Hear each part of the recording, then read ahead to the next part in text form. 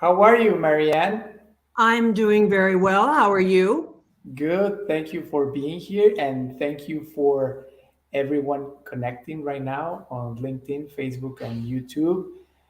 We are so excited to be here representing DHR Global, and we'll have a great conversation with Marianne.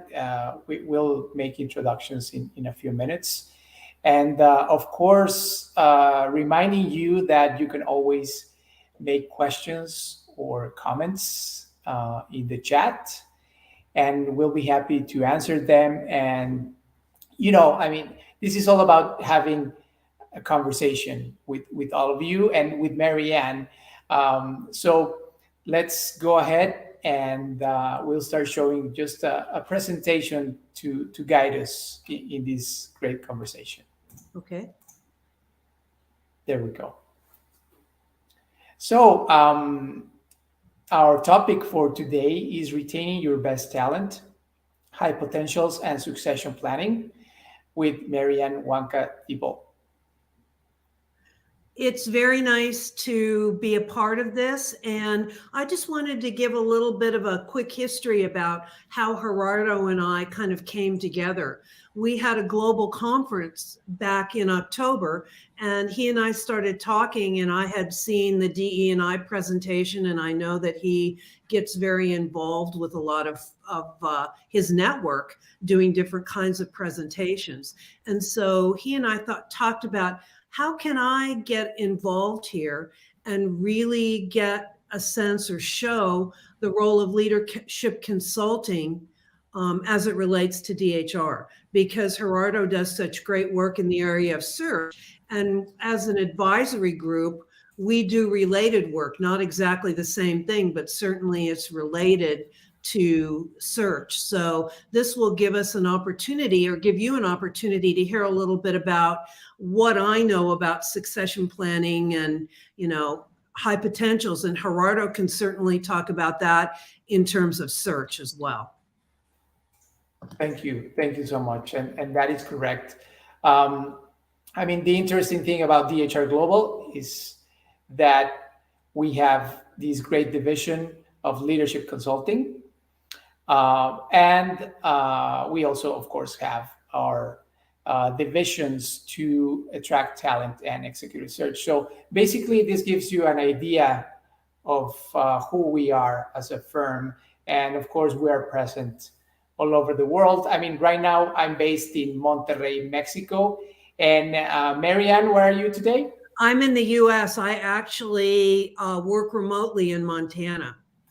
Excellent. Yeah. So, well, let's go ahead and start talking a little bit more about Marianne. Marianne, as I said, she's a partner for leadership consulting. She has more than 30 years of experience as a consultant and advisor.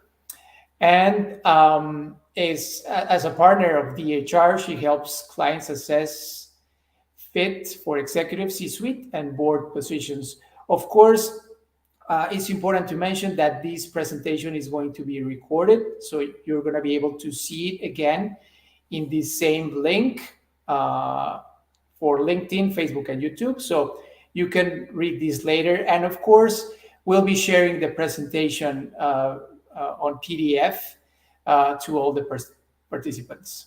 So yeah, let's move on. Okay. Thank you. Click to the next one. This is a little bit more about myself. Again, I'm a partner for Mexico. I'm based in Monterrey for executive search. Okay, so today we're going to look at, how we identify talent and succession planning. And as I was talking to Gerardo before the presentation, I thought, as I had put all of this together, I was wondering if what I was saying was really relevant to your market, to Latin America and to Mexico in particular. Even though we're a global firm, we're just really beginning to have some reach in Mexico and those countries that are south of us. So again, you may have some very different perspectives on this than I talk about today, and I will really look forward to hearing from you if you do. So please feel free to comment, to challenge me. If I don't know the answer, Definitely. I'll certainly let you know. So if we talk about why we should care about retention, retention here has become really very important, and I think it'll continue to be important in 2023, mainly because of the Great Resignation, the fact that we're in a slight recession right now. And you can call the Great Resignation the Great Realignment. You can call it a number of different things, but basically what it means is that employees have really started to look at whether or not they're very happy at the companies that they're at and what other opportunities are available. So one of the things that I think is really important, succession is one element of retention. It's one element of a retention strategy. But I think it's just important to note that we should care about it because it'll minimize turnover and hiring replacement costs. Obviously, replacement costs are quite high, especially at the executive level. So, when you have a lot of people that are leaving and it's something other than just natural attrition, then you want to look at, what are some of the reasons behind that. We're also really interested in retention because it's a talent pipeline. It really starts to broaden out our idea of what a succession plan should look like. I think, here in the US, we're really looking at future-oriented leadership. And so even in search, you don't look today just at what the individual can do in their role today, but it's also important to think past that. Is there a future-ready workforce? Do they have the competencies? Do they have the personality traits, the behaviors to move forward into the future as things rapidly change? Obviously, if you have people leaving, they're dissatisfied. So one of the reasons that retention is important, or a retention strategy is important, is because you want to make sure that you're increasing morale, trust, productivity, that all of those things are present, that you have a culture that really focuses on that. And again, it creates a healthy work culture for everyone. And then the last thing about retention is that it really, beyond what it does for an organization, it provides opportunities for career development and growth, which I think are really important to people. Those of us who really want a career path, we want to be given the opportunity to move forward in the organization. And as long as we have that opportunity and we're going to be developed, most of us will more than likely stay. Definitely. And I mean, I just wanted to add that what you just mentioned is something completely relatable to everyone, in Latin America and the US, in Europe. So I think these points are really important. And actually, we have a comment right now from one of our colleagues. I don't know why her name is not showing, but it's Cara Lynn. So she says, when we help our clients to have a high retention rate, we bring them higher value, of course. Absolutely. Absolutely. That's so true.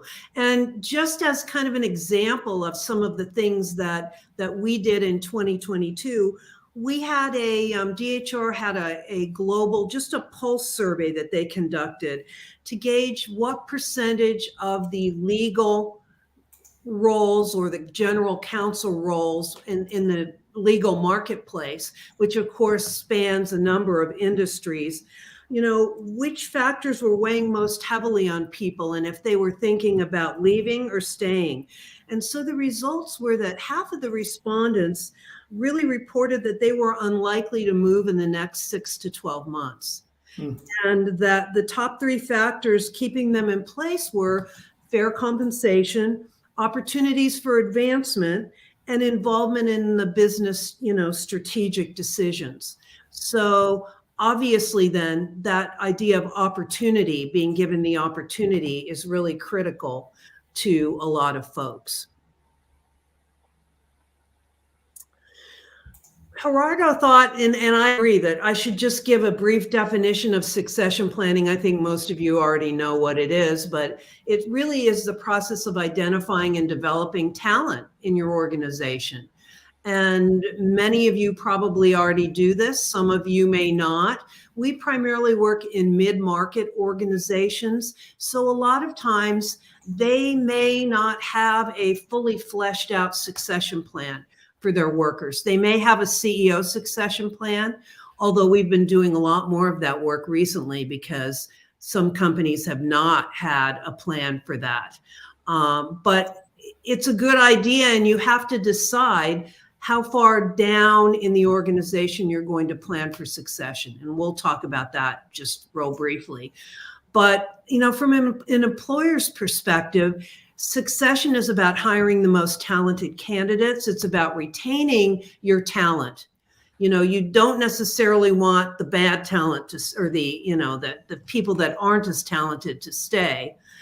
You're not going to push them out, but you want to certainly give people who are very talented and you want to move forward for the future, you want to give them those opportunities. And then again, from the employee's perspective, I think employees have just become a lot more vocal in terms of what they want from an organization. Used to be, we maybe didn't say too much about, moving forward or having a career path. We just assumed that our managers would promote us and move us forward. But now I think it's a lot more critical that we think about as organizations. We think about what can we do for our talent just to make sure that they stay. And then finally, there's no secret that executive succession planning increases the success of an organization over the long term. But if you think about it, nearly half the companies today probably couldn't name a successor if an incumbent was met or departed suddenly. So I know that there's been a lot written about succession. It really started to become more popular here when, I guess there were a bunch of executives. I don't remember which company. They were traveling together. The plane went down and they were all killed. And then there was no one to kind of take over kind of some of those lead roles in the organization. So it's critical to think about that. And that's why we at least do recommend to our clients to at least think about CEO succession if they haven't already. So one of the things that we wanted to do, and Gerardo is going to explain how this works because I don't know, this is my first time on the platform, but I'm really interested in knowing whether or not your organization has a formal succession plan. And, if it does, I'd love to talk to you a little bit more about how we look at succession here at DHR. And if it doesn't, maybe that's something you're thinking about doing. So with that, I'll turn it over to you, Gerardo. Yes, thank you so much. Well, we designed this really quick poll for all of you. It only has 3 possible answers. It's really easy. You can just go to menti.com and enter that code that you see on your screen, or of course, you can scan the QR code with your cell phone or any other mobile device, and it'll take you directly to the poll. So we're just going to give you a couple of minutes to vote, please, and we'll have a better idea of what is your challenge basically right now at your company. And I also take the opportunity to remind you that you can always have your questions or comments on the chat.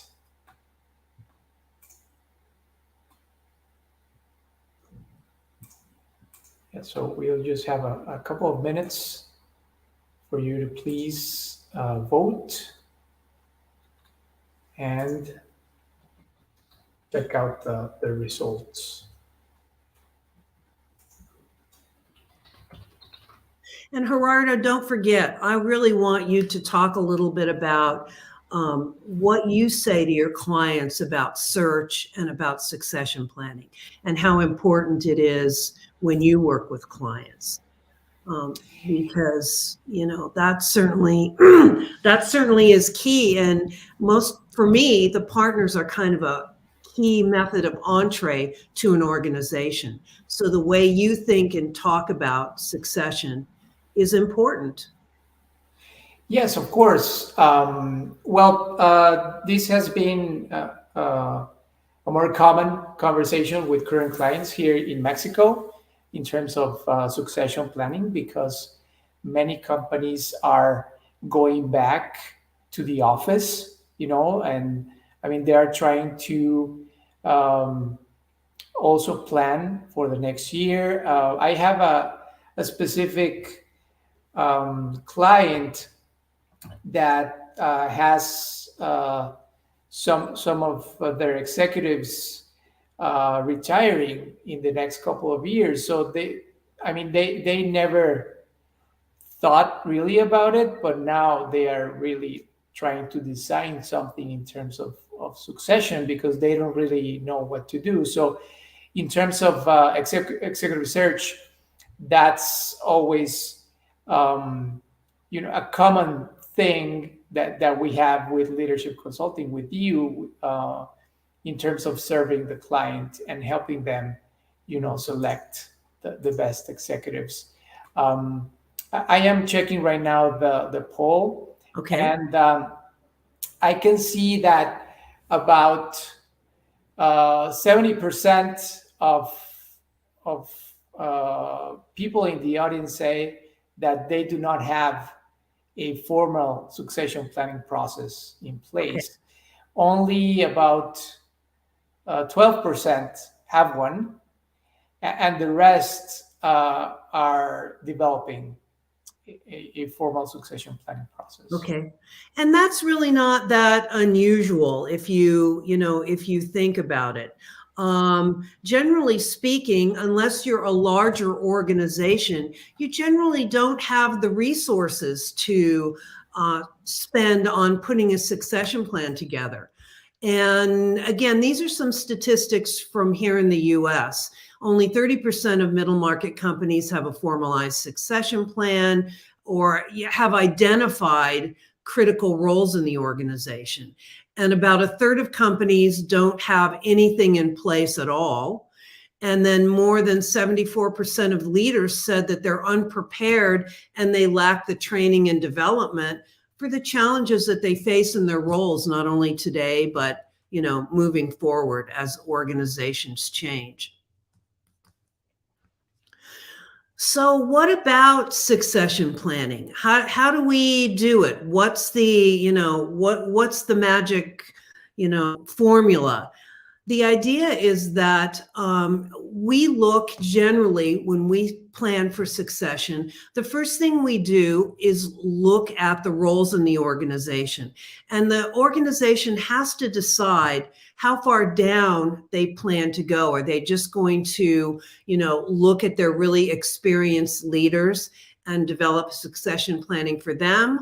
Or are they going to go down in the organization and really focus on some emerging leaders and commit to developing them over time?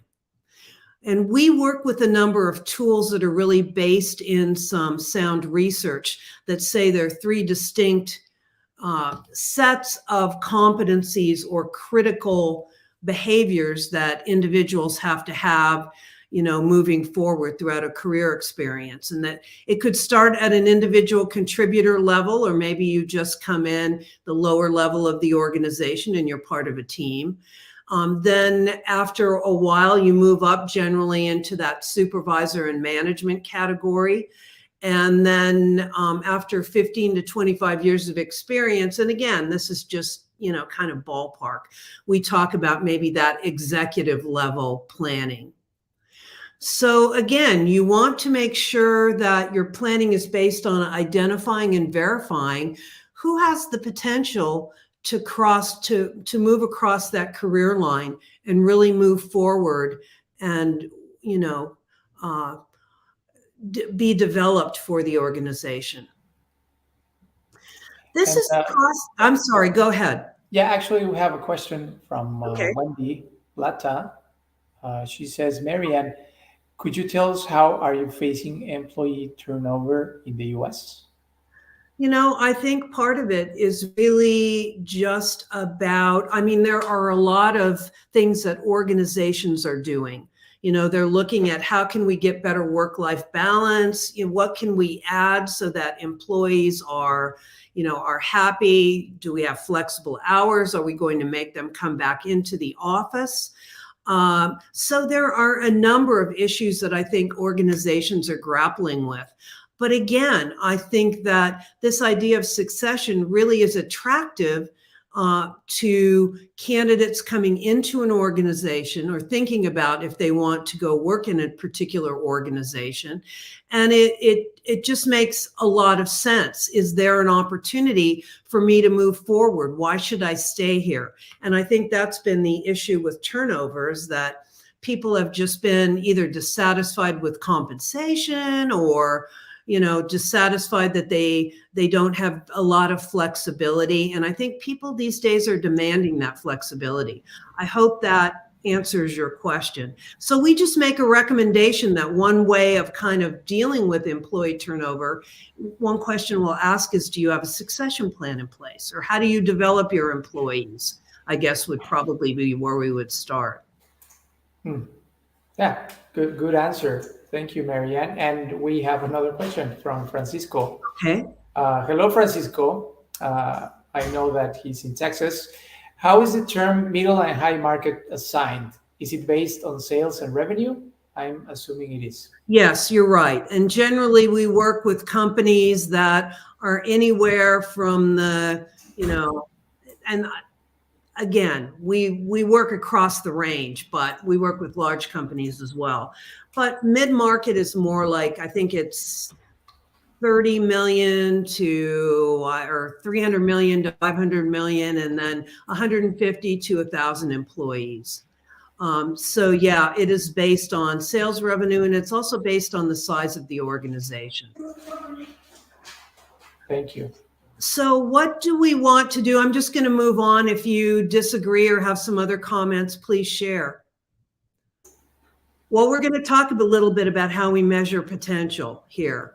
So, and this is the way that we do it. If we're going to look at putting together a succession plan, this is really our process.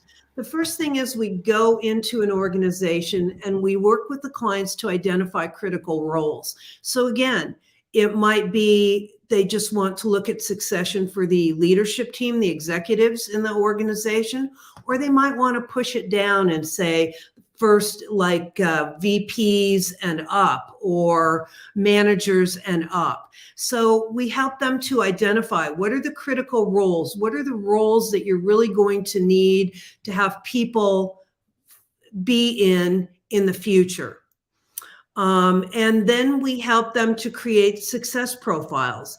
And I'll talk a little bit about how we do that just very briefly, because I don't want to spend a whole lot of time. But we help them create success profiles. And what I mean by that, we look at what are the key competencies, what are the knowledge, skills, and abilities that someone will have to be successful in the role, not just today, but say, 3 to 5 years into the future.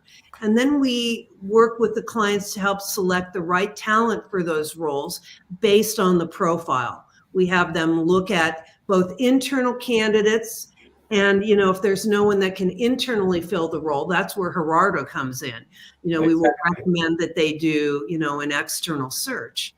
And, sometimes there just are not. We just don't have all the talent that we need.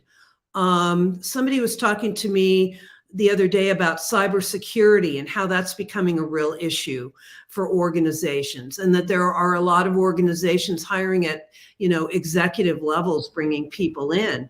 And so thinking about the future, probably you'll have to expand that group in some way. So you may not have those employees there now. You may have to look for them internally or externally, to really make sure that you've got your area covered. And then, actually, sorry, Marianne, we have a couple of articles on our website about what you just mentioned. We have a series of challenges on hiring CISOs or CISOs, Mhm. for companies. So I'll make sure I post that link as well later on. And just so you know, I mean, I was in a brainstorming session this morning, and we are actually putting together an article on succession planning trends and how organizations, many have taken a pause, or they took a pause during COVID, but now they're starting up their programs again.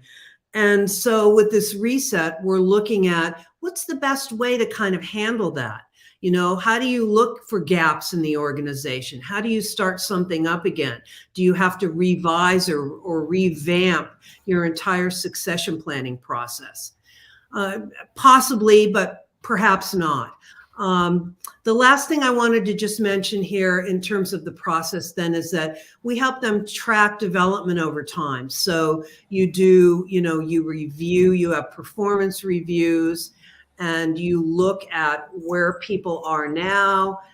And on a yearly basis, you review your talent and look at where they stand. If there are other people that have come in that now should be part of that talent that you're going to develop. So just in general, this is our process for helping organizations create a plan that will work. And again, what I'd like to say is that as an advisory group, we really try to customize our approach to things. So we might come in and do something quite different with a family-owned business than we would with another kind of organization or another kind of business.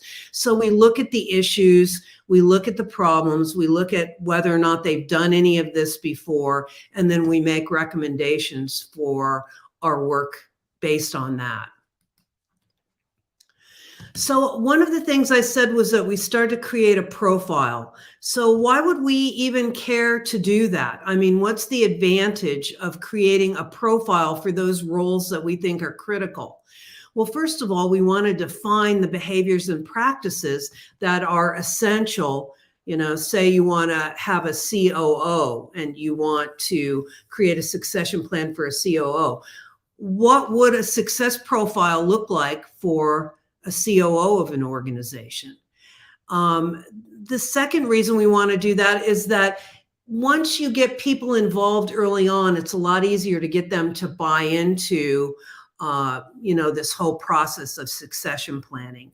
You can have meaningful discussions, you can have informed outcomes, and again, you have that buy-in. Because stakeholders, and I'm talking about stakeholders would be those people that are closely related to, say, that COO and what that COO does. They would have input into what that profile might look like. Also, that whole idea of culture and context can be used, and the idea that you can use a success profile for more than just hiring someone. It's very helpful once you know what you're looking for. You might want to use it for selection and hiring. You can use it for developmental purposes. And again, then it can also become part of a more formal succession plan. And the goal of creating a profile is just to create a common language so that we're on the same page talking about competencies, talking about the roles or the responsibilities that an individual will have. So we generally start out with, if there's a job description, that's a good place to start. So with that, any other questions? Gerardo, do you want to add anything to that before I move on? Well, we don't have any other comments right now. All right. But yeah, I think it's really important that you start defining,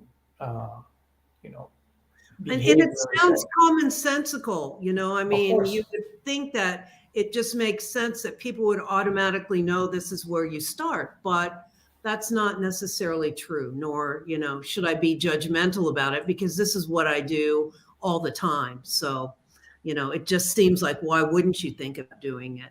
We have a lot of different tools for creating profiles, but the one tool I just wanted to mention briefly, we do virtual card sorting. So if you look back at that slide where we talked about individual contributors, managers, and then leaders, we have different decks of cards that we use for a card sort so that you can have stakeholders sit down and create defined behaviors and competencies that are essential for a particular role.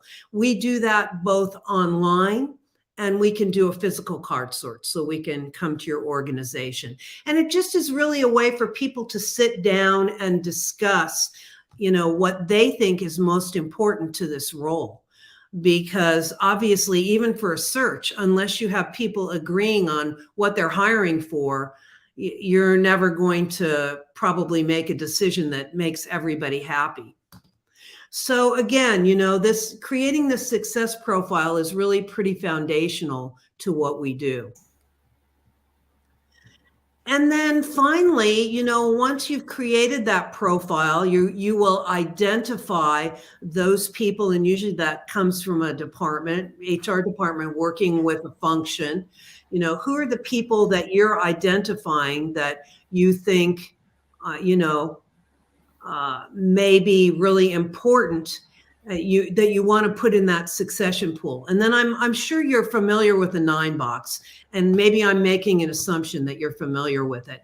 But you want to go look at, first of all, potential. What is that individual's ability to grow in the organization, not only today, but really in the future? And then performance. How well are they doing currently? And, again, if they're doing really well, and that oftentimes informs our idea of potential. Okay, and the question is, what soft skills do you consider important for succession? I think it depends on the level that you're at. But a lot of times, if we work at, say, the executive level, things like agility, the ability to think strategically, the ability to form relationships, to be able to work with teams, to be able to collaborate, to have some level of emotional intelligence, to be self-aware, and to be able to, communicate with your employees. Those are all things. I don't think that really changes over time, although I would say that agility and the ability to adapt to an ever-changing environment is probably becoming more important than ever. Now, I actually have a question, Marianne. Okay. I know the dynamics of serving a family-owned business or a family office in terms of executive search, but what about in terms of succession? What is your experience with family-owned businesses? Because sometimes they're not really open to it. So how do you start with that? Well, usually the one place that we would start would be at the CEO level. So we would say, okay, so as the owner, and depending on which generation it is, but let's just assume it's first generation, more than likely you want to pass it on to your children. And so one of the things that we would do is we would come in, we would assess the CEO, we would probably put together a success profile for not only his current role, but then we would bring people together and look at what would success look like in the future? Because it very well may be you don't want a duplicate of the current CEO or the owner. They will be faced with different issues as the organization grows. So then we would come in and do an assessment of, say, the next generation, and there may be 1 or 2 candidates. And it may end up that we say, neither of these individuals really fits the profile you're looking for. So then I would go to Gerardo and say, okay, well, maybe we need to look beyond, say, the family. And what I found is that most owners are really pretty open to that. They want to make sure that the best person succeeds them in the organization. So yeah. Does that answer your question? Definitely. And yeah, actually, we have a couple of cases in Monterrey and in Mexico in general of founders that at the end decided to, bring external executives to the company because, their children or, descendants in general were not a good fit for the company, or they decided to create other types of companies, in other industries. So that happens as well. Right. And I'm working with an organization now that this is like first generation. The founder is still in place, and he's looking at, retiring, and wants to know if there's anybody internally that could potentially fill his role, and how long that would take. Because I think this is something you want to start early, because if you have to develop someone, depending on what the development involves, it's probably not, they may not be ready in 6 months. They want to start thinking about this a year, 2 years, 5 years before you actually have to have that individual transitioning out of a role. So, yeah. No, I mean, I think it is an essential topic for any company, and especially for family-owned businesses, because they need to, I guess, look ahead way more, in terms of leaving the company to their family or someone else. I did some work. I don't want to take too much time, but I did some work for a large manufacturing firm, and the father wasn't really sure, and he was like second, third generation, wasn't sure that he wanted to retire yet, but he wanted to start developing his potential successor. And so he had 2 daughters and a son, and we assessed all 3 of them, because all 3 of them showed an interest in taking over, succeeding once he transitioned out. And as it ended up, one of the daughters tended to be the most well suited for the role, yet the CEO, the founder, wanted to bring his son in. And so, there are those kinds of situations where a founder or someone who's currently in the role has a real clear idea of who they want to bring in. So we worked with them to help develop the candidate, and he did take over eventually, but the father decided not to leave right away. So, that's always another challenge. But exactly, yeah. So Yeah, this is an exactly. example of a session planning deliverable that we might put together. So what we might want to look at are, what are the key criteria, the key selection criteria for, say, a CEO, if we're doing CEO succession.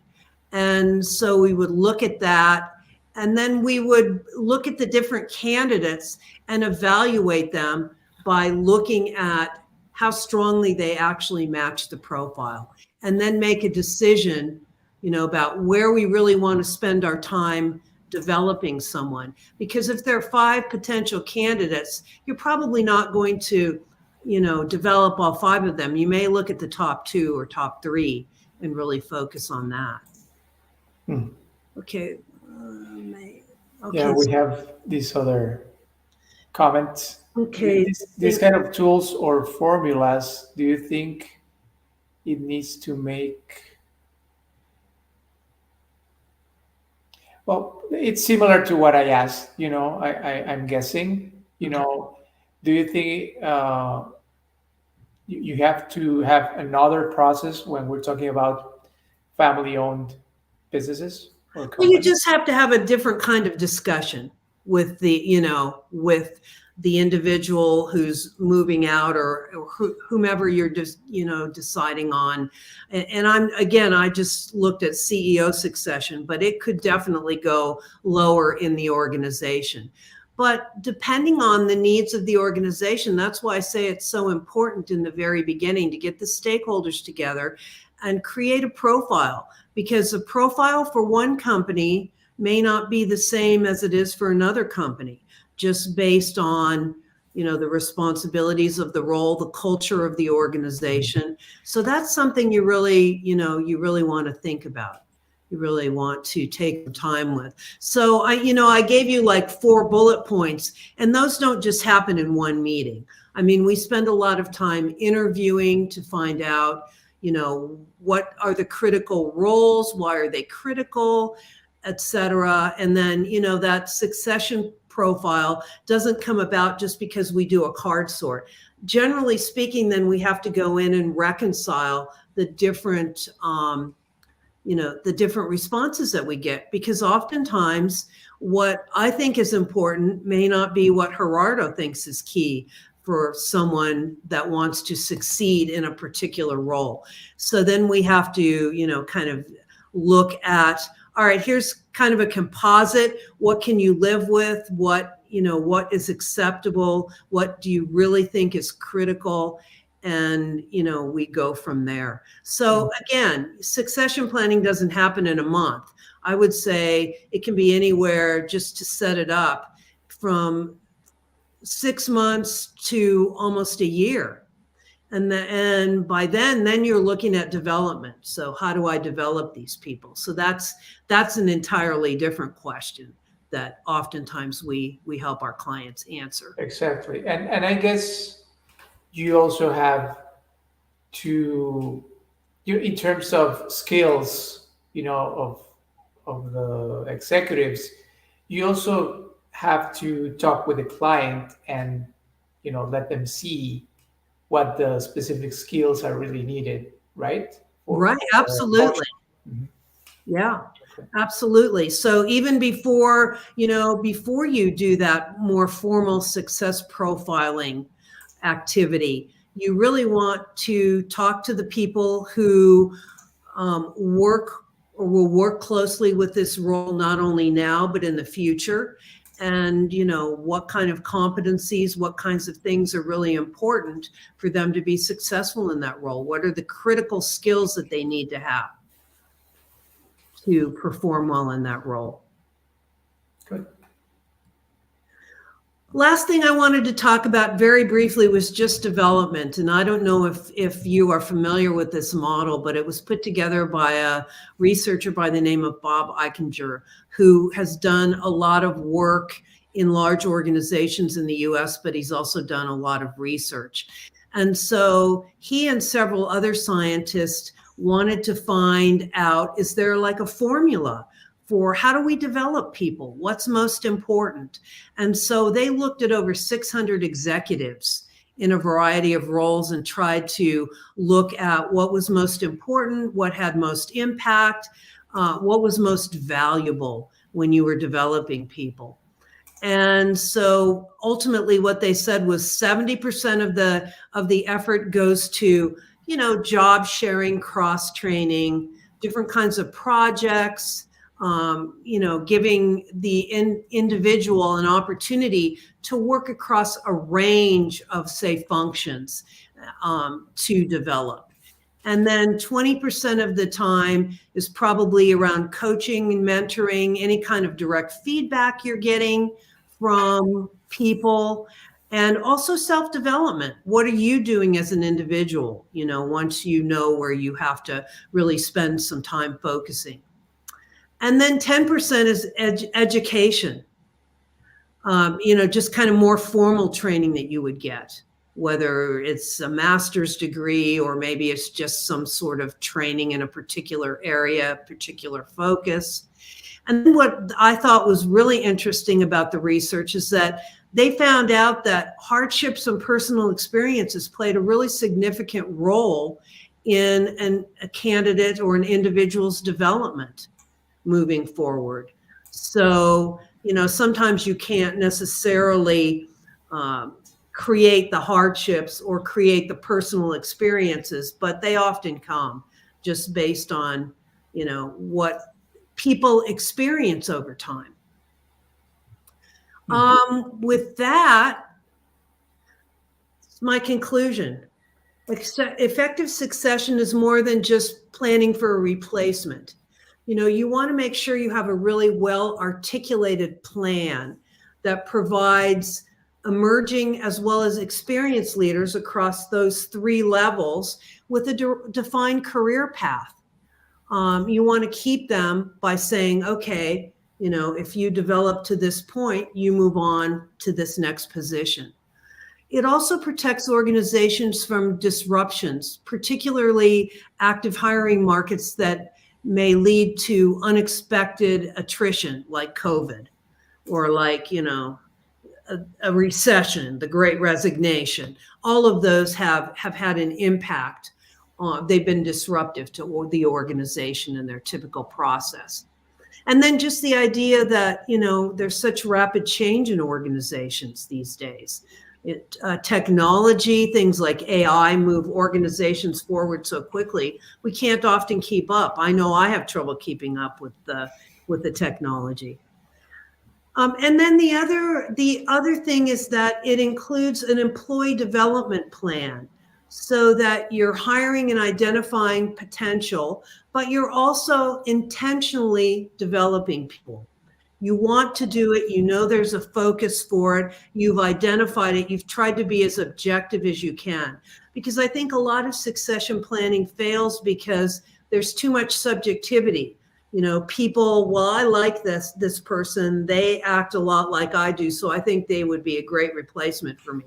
That's not necessarily the case anymore. You have to find more objective ways of looking at the position and looking at the potential individuals that you may want to develop that for that particular role. That being said, I'm just going to end it by saying that these are the different kind of offerings that we have as an advisory group. So we do everything from assessment, and we do a lot of assessments, say, in private equity, when an organization or when the company is acquiring a new organization, we'll often go in and assess the executives. But I would also say that executive assessment really ends up being part of most of the work that we do. We do some sort of personality or cognitive assessment just to get, an idea of that individual, who they are, what their preferences are. And if we don't do it by survey, then we do it through interviewing. Go ahead. I'm sorry, Gerardo. No, and this gives you a really broad vision of, all the offerings that we have. Right. And I'm not going to go through each individually, but yeah, we can cover these areas all the way from like individual coaching to restructuring an organization and doing a culture assessment and helping an organization maybe align, their current culture with an aspirational culture that they have. And actually, we have a long comment right here. Okay. Again, I cannot see his or her name, maybe because of their settings, but it says set up parameters for what success means to that specific company. And though costly, have all mid and senior level leaders have personality profiles done. I found it extremely helpful to at least give a framework on who has been successful in their roles, not only at C-level, but in operations and sales. Mm-hmm. Is there a less expensive way to go about this to incorporate even more employees from the company to better help them succeed? It's really interesting that you asked that question, because that was something that we were discussing this morning in our brainstorming session around succession planning. And the idea being that you can still develop your employees, but succession planning is very specific to looking at what happens in the future of this organization. So not everybody that you develop, if you decide that you want to, create a university or have opportunities for training sessions for employees, those are all really helpful things, but will they necessarily lead to them being able to take over key roles in the organization? So I don't know that I've really answered that, other than to say that I think that we are seeing kind of this shift to a more focused succession planning process, where we look at just those critical roles. It's not that we don't consider developing others in the organization, but that we're really concerned about the critical roles and who's going to fill them in the future. Oh, I think that's a good answer, actually. Yeah. I said we have a global team. Some of the people who actually are part of our team, they do search work as well and do some advisory services, but most of us are consultants. I know I'm an OD consultant by trade. And so that's really where most of my experience lies. But there are other individuals, like I'll just pull out Mike Masick as an example. He's somebody that works a lot with boards.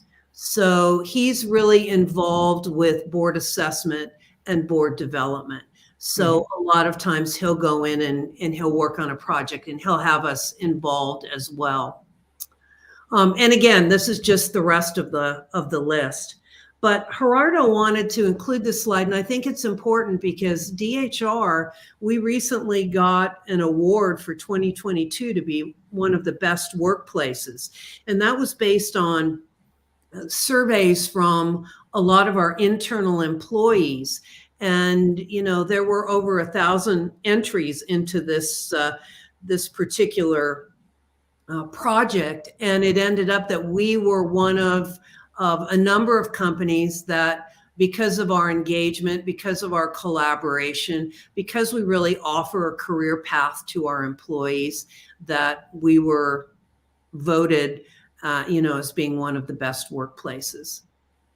Yeah, totally. And I mean, again, it says a lot about our own internal leadership consulting, right? So, yeah, this was really important for us And because, we have a kind of an interesting organizational structure because it's very focused on entrepreneurialism, especially when it comes to the search partners. So for us to pull all of this together and still create an engaged environment where people feel like they have an opportunity, I think that says a lot about this organization. So we try to, not just talk about what you should do, but we try to walk the talk as well. that was exactly what I was going to say. So, yeah, we are uh, really lucky to be here with DHR and to be able to share this information with you. I mean, definitely, it has been a great presentation from you, Marianne, in terms of succession planning. So we are also thinking on having other sessions to talk more with Marianne, and of course, you can reach out to us anytime on LinkedIn or via our information right here. So we have a few minutes left. Are there any other questions? Let's see. Well, we don't have any more questions. Just thank you for the information. Muchas gracias. Well, thank you so much for taking the time out of your day to attend this, because it really gives me a good opportunity to have to think through what it is that I do on a daily basis and, how important it is to the success of an organization.